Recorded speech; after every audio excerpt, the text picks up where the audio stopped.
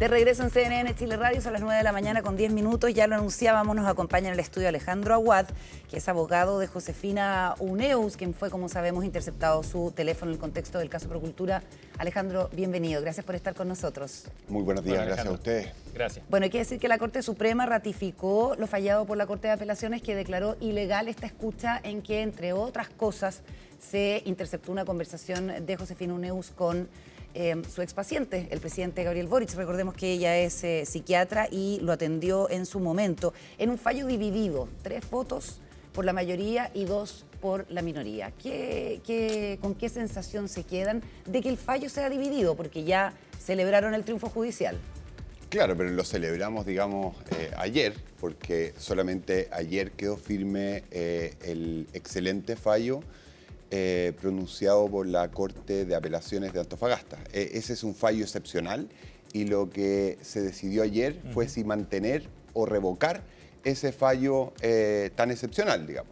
Y lo que decidió la Corte Suprema, con los quórums que asume, digamos, o adopta las decisiones, fue mantener ese fallo precisamente por sus méritos. El voto de mayoría es particularmente elocuente. Básicamente no detecta defectos de ninguna especie en el fallo de primera instancia y por eso opta por mantenerlo sin ambaje, digamos, sin ninguna reformulación de ninguno de sus pasajes. Y ese es el contenido del fallo que es vinculante. Luego, por supuesto, hay un voto de minoría de 2 ministros que optaron por revocar el fallo, a mi juicio por razones absolutamente equivocadas, pero que tienen todo su derecho a expresar y así funciona la Corte Suprema. Así que estamos, de nuevo, muy satisfechos, más allá de el recuento de los votos de cada uno de los ministros que intervino, que en todo caso son, si uno saca la cuenta global, son 6 los que votaron a favor del amparo y solamente 2 los que votaron en contra, si se considera la Corte de Apelaciones. Abogado, ¿qué implicancias tiene el fallo? No solo desde el punto de vista del resultado, sino del análisis del contenido. ¿Qué implicancias, digamos, sistémicas muy relevantes, pero antes de eso probablemente toca responder más directamente la implicancia y las consecuencias para este caso. Este caso se resolvió decidiéndose que doña Josefina Uneus había sido víctima de actos arbitrarios e ilegales, graves, para los cuales se había instrumentalizado su situación de imputada. Y por eso es el amparo la figura que viene en consideración y no cualquier otra fórmula de protección de derechos individuales. Y esto es muy importante porque hay consenso, esto no es debatido, solamente a los imputados puede interceptarse en los teléfonos bajo el régimen del Código Procesal Penal. Y entonces el sistema, cuando operando mal, tenía que catalogarla como imputada para que al menos formalmente, cosméticamente, ella pudiera ser el objeto de una medida de este tipo. Entonces es muy grave porque una posición de ese tipo, con cargos tan graves como esta, no puede estar al servicio de objetivos secundarios como escuchar sus conversaciones, sino que tiene que ser el resultado de una consideración seria, fundamentada por parte del Ministerio Público. Bueno, nada de eso hubo y por ende se estimó que esta violación de sus derechos fundamentales, su privacidad, su intimidad, era gravemente atentatoria en grado de amenaza al menos contra su libertad personal. ¿Y este fallo establece que se borra el contenido de esas conversaciones de la carpeta de investigación o no? Por supuesto. ¿Eso implica en la práctica? Sí, en la práctica, y no solo eso, no deben ser tenidas en cuenta, se borran en un sentido material, pero se borra también de la concatenación de evidencia y razonamientos que pueden propender o llevar a cualquier imputación para cualquier persona. Desde luego para Josefina Uneus. Respecto de lo cual, en cualquier caso, ninguna de estas conversaciones, en ese sentido tengo que decir que la ganancia es bien modesta, porque es más, porque digamos desde el punto de vista de la imputación, que es lo que acabo de decir, estas conversaciones no le incriminaban ni mucho menos. Ella siempre se mostró como alguien que por razones obvias conoce bastante del caso, lo mismo que, esto lo comentaba en una entrevista hace poco, pero lo mismo que un buen periodista, digamos, que alguien que está al tanto, al día, claro. y sumado a que ella es la exmujer de Alberto Larraín y muy amiga de distintas personas que trabajaban en esa fundación. Uno de los argumentos que ustedes presentaron en el amparo es que ella siempre fue la titular del teléfono, ¿cierto? Y que por ende no correspondía asociarlo al de su excónyuge Alberto Larraín. Sin embargo, el voto de minoría de la Corte Suprema dice que, y lo trata hoy día Carlos Peña en una columna en el Mercurio, que no importa la titularidad, porque la medida intrusiva lo que busca es encontrar eventuales, digamos, antecedentes de delitos y que en ese sentido la titularidad del teléfono es secundaria. ¿Qué le parece ese argumento? Me parece absolutamente correcto. Obviamente, nuestra argumentación no se construía sobre el hecho accidental, si uno quiere formal, de quién es propietario de una línea telefónica. Lo que dijimos es, este número nunca fue usado por Alberto Larraín. Este número siempre fue usado por Josefina Uneus. Y en este caso, no puede discutirse ese hecho por la circunstancia accidental de que, bueno, sí, lo ocupaba Josefina Uneus, pero se entiende el error del Ministerio Público porque, miren, estaba a nombre de Alberto Larraín. No, nunca estuvo a nombre de Alberto Larraín. Nuestro punto es consistente con el razonamiento del voto de minoría de la Corte Suprema. Obviamente, quien sea dueño o no dueño de una línea telefónica no es lo relevante desde el punto de vista de una diligencia tan intrusiva. Lo que importa es quién ocupa el teléfono. Y lo cierto es que ese teléfono nunca lo ocupó Alberto Larraín. Siempre lo ocupó Josefina Uneus. Y por tanto, no cabía ni interceptar ese teléfono, ni, digamos, justificar el error aduciendo a nos equivocamos por esto u otro, esto otro. Dada la situación de Josefina Uneus en la causa, digamos, su condición. Por supuesto, o sea, si esto parte en una... A ver, hay que ser claro en la cronología acá. Todo esto comienza con una solicitud de interceptación telefónica a lo que en el Ministerio Público determina la cúpula. Yo el lunes decía que era una cúpula hipertrofiada, algo exagerada, porque 17 personas integrarían la cúpula. Por ahí alguien me decía que parecía la cúpula de la Capilla Sixtina. Pero dentro de estas 17 personas, en todo caso, no estaba, obviamente, Josefina Uneus, de quien no había nada, y no hay todavía nada en la carpeta que la pueda acercar a asociarla con los hechos investigados. Así parte. El problema es que sí estaba Alberto Larraín, lo cual me parece razonable, y dentro de los números que se le asignan a Alberto Larraín aparece el número de Josefina Uneus. ¿Y ustedes saben cómo el Ministerio Público obtuvo su número de teléfono? Sabemos la versión del Ministerio Público, sabemos que... ¿Qué es esto de que estaba en el boletín de Equifax? Que estaba en un boletín de Equifax, que nosotros detectamos muy prontamente, que tiene fecha de 15 de octubre del 2024. Esta solicitud que yo les estaba comentando es del 30 de septiembre. Entonces, la pregunta es, ¿conocemos un Equifax anterior o de fecha 30 de septiembre como para justificar este error? No. Y la respuesta es, no conocemos el documento, sí recibimos el día viernes recién pasado, frente a nuestra insistencia, y cuando le hicimos presente a la Corte Suprema que no nos estaban entregando esa información, sí lo que vimos ahí es un informe en que la Fiscalía reconstruye cómo obtuvieron esta información. ¿Ya? Y hay extractos de ese supuesto informe de Equifax de 30 de septiembre del año 2024, en que aparecería vinculado al boletín comercial de Alberto Larraín el número de Josefina. ¿Y les pareció satisfactorio? No, por supuesto que no, si todavía no hemos visto el boletín de Equifax. Sí, entre otras cosas, nosotros tuvimos que sacar un boletín comercial de Equifax con fecha 23 de mayo. Recién pasado. Recién. Y en ese boletín de Alberto Larraín no aparece el número de Josefina Uneus. ¿Y por qué es relevante todo esto en todo caso? Para saber de dónde proviene este error, porque acá hay algo de la mayor gravedad a lo cual yo no le quiero atribuir ninguna intencionalidad, pero estoy en el deber profesional de subrayarlo. Y esa es una cuestión que constatamos a partir del mismo informe. Este informe que reconstruye el malentendido, digamos. En esta reconstrucción, el funcionario del Ministerio Público, que supuestamente estaba encargado de agregar números que faltaban para efectos de la solicitud de interceptación, señala que revisó los roots de estos 17 integrantes de la cúpula. Y entonces uno ve los roots ordenados, uno por uno.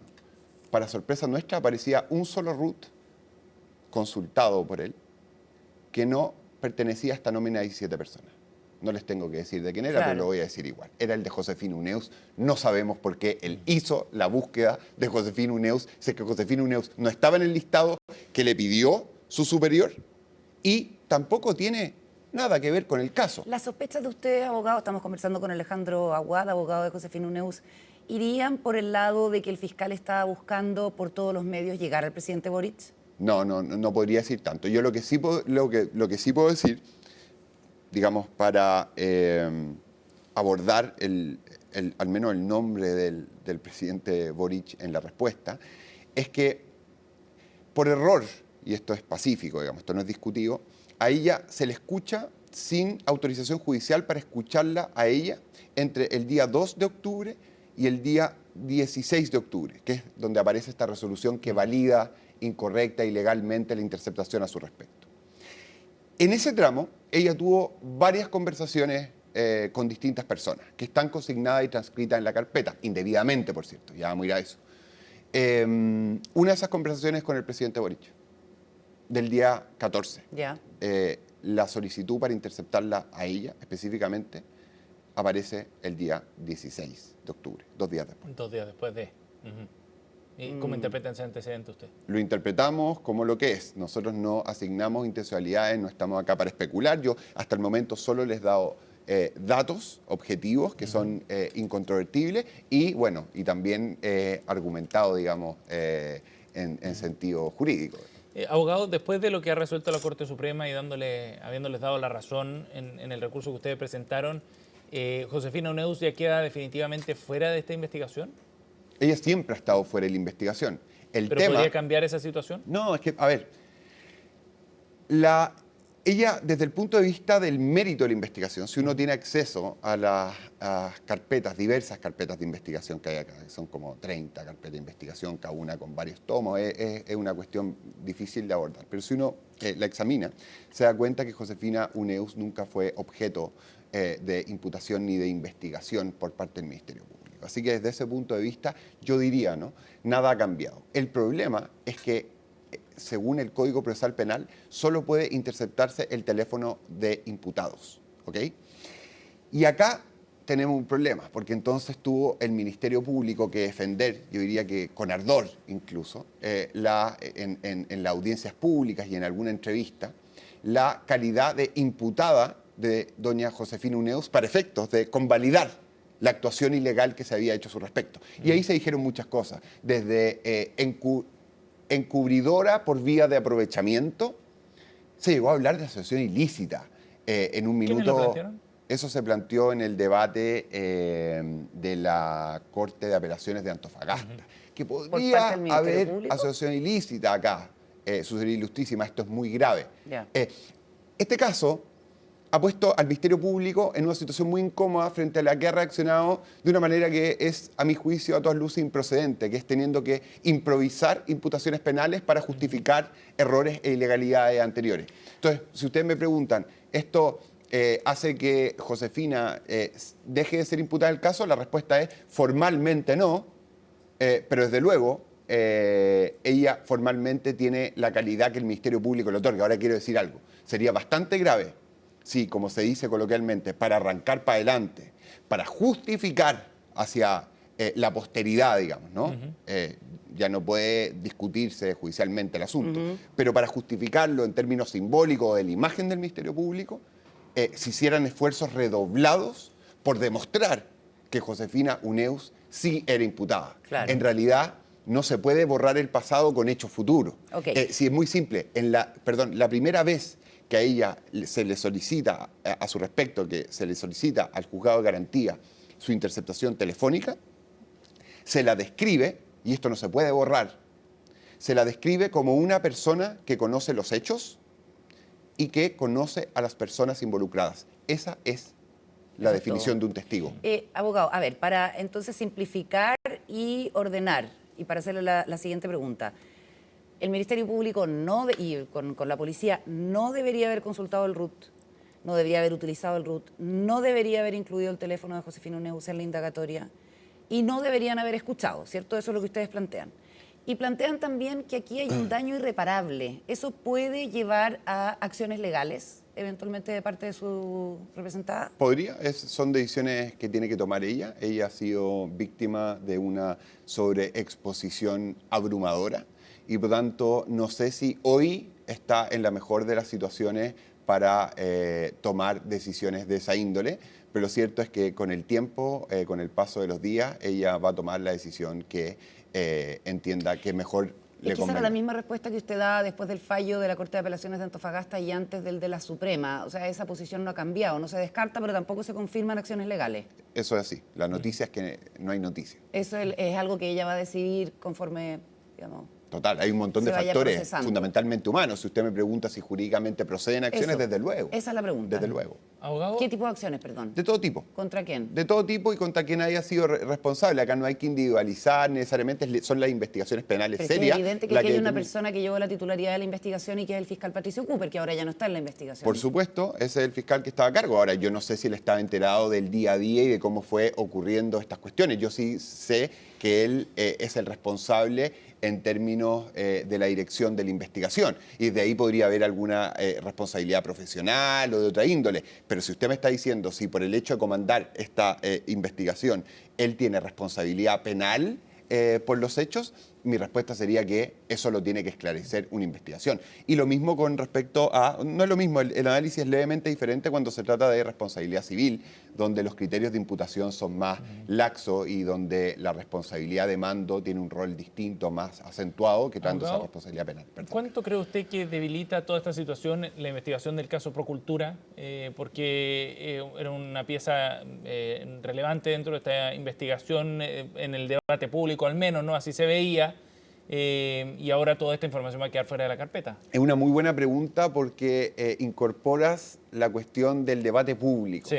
Porque en el caso Procultura, yo diría que estas conversaciones no son demasiado relevantes para la investigación y el esclarecimiento de los hechos.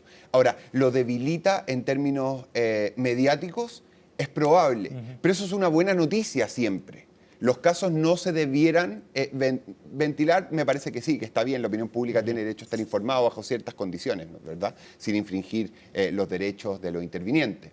Pero los casos no deben zanjarse en la opinión pública y por lo tanto es una buena noticia que el caso se vea afectado mediáticamente y ojalá se vea reforzado jurídicamente para que el trabajo se haga bien, para que se investigue correctamente los hechos y se sancione a quien es responsable y no a quien parece que es responsable o a quien políticamente resultaría atractivo que fuera responsable. De todas maneras, el efecto de este fallo es que todos estos antecedentes no pueden quedar dentro de la carpeta, ¿no? Salen formalmente de la investigación, según nos explicaba usted. Pero ¿qué pasa con el debate público? Las conversaciones de Josefina Uneus y el presidente Boric, que están transcritas, están publicadas, las conversaciones de Josefina Uneus con su madre, con Marta Lagos, donde hace alusión a algunos de estos contratos, todo eso queda dando vuelta y está en la discusión política. Esa es una muy buena pregunta, por eso yo decía que el daño es irreparable, porque una persona que no tenía nada que ver con los hechos investigados hoy día aparece como protagonizando el caso, como si fuera responsable. Se habló de encubrimiento para justificar las conductas ilegales. Pero además de eso hay un atentado gigantesco y persistente contra su intimidad y por eso yo decía que el daño es irreparable. Si es que eso se puede corregir hacia el futuro, bueno, haremos nuestros mejores intentos, digamos. ¿Ah? ¿Usted le recomendaría a su representada que lo hiciera, que tomara acciones legales? Que tomara acciones legales o que a lo menos invitara a la prensa, una vez que se ha definido que el resultado de estas medidas ilegales es inconstitucional, a que los medios mismos, digamos, eliminen de sus repositorios estas conversaciones que nunca debieron haber quedado registradas, nunca debieron haber sido escuchadas y nunca debieron haber sido registradas y nunca debieron haber sido publicadas. Entonces, claro. No tienen la obligación de hacerlo en todo caso, ¿no? Esa es una pregunta que yo no voy a responder ahora. Yo creo que hay mecanismos legales una vez que se ha decretado que el resultado de de indagatorias o diligencias específicas es ilegal. Yo creo que habría mecanismos para propender a que se extraigan de Internet y de las fuentes donde ello consta públicamente. Pero no es algo que esté, no es algo ni necesariamente mi especialidad, ni que esté preparado para responder hoy día. ¿Y en qué pie queda el Ministerio Público y su titular, Ángel Valencia, que ayer dijo que este fallo no afectaba de manera alguna el curso de la investigación, que el caso convenios, es mucho más grande que eso y que el caso Procultura también es bastante más amplio, sobre todo porque hay un nuevo fiscal a cargo del caso Procultura, que es Juan Castrovecchios, y que él recurre, ¿cierto?, a la Corte Suprema. Una vez más, yo tengo que estar muy de acuerdo con quienes parecen en el papel ser mis contradictores. Yo no puedo estar más de acuerdo con el fiscal nacional Valencia en decir que el caso es mucho más grande que Josefina Uneus. Y de hecho, Josefina Uneus ni siquiera debiera pertenecer al caso ni convenio ni al caso Procultura. Así que esto no le pone término al caso Procultura. Bueno, yo estoy muy de acuerdo y espero que el caso Procultura avance correctamente, digamos, y exitosamente. Eso es lo que tengo para decir. Y, a ver, por último, no sé, por lo menos de mi parte, el Ministerio Público en sus alegatos dijo que esta frase del fallo de la Corte de Apelaciones de Antofagasta, de que esto recordaba las peores prácticas de épocas pretéritas, aludiendo a la dictadura, había sido un agravio y una frase innecesaria. ¿Entiende el punto? Quizás fue innecesaria, el fallo de mayoría dice que fue una frase retórica, pero se la pudo haber ahorrado la Corte, ¿o no? Sí, se puede haber ahorrado cualquier frase adverbial, cualquier énfasis, por supuesto. Se puede haber ahorrado 100 cosas. La pregunta es si es que las instituciones tienen que asumir el papel o dárselas de ofendidas en vez de recibir el mensaje judicial con la humildad que debe ser recibido, un mensaje tan contundente que declara ciertas conductas como gravemente ilegales y amenazantes contra la libertad personal de mi representada. La frase en particular, si uno la lee con detención, más allá del titular o de su paráfrasis, digamos, y la lee tal cual es nada más que, como dice el voto de mayoría, en el fallo de la Corte Suprema, un recurso argumentativo para decirle a esas prácticas, así como se dijo de ciertos regímenes políticos, nunca más. Abogado, gracias por haber venido al estudio de CNN Chile Radio. Muchas gracias a ustedes. Gracias por su tiempo. Gracias, abogado. Buenos Muy bien. días. Pausa y seguimos con más.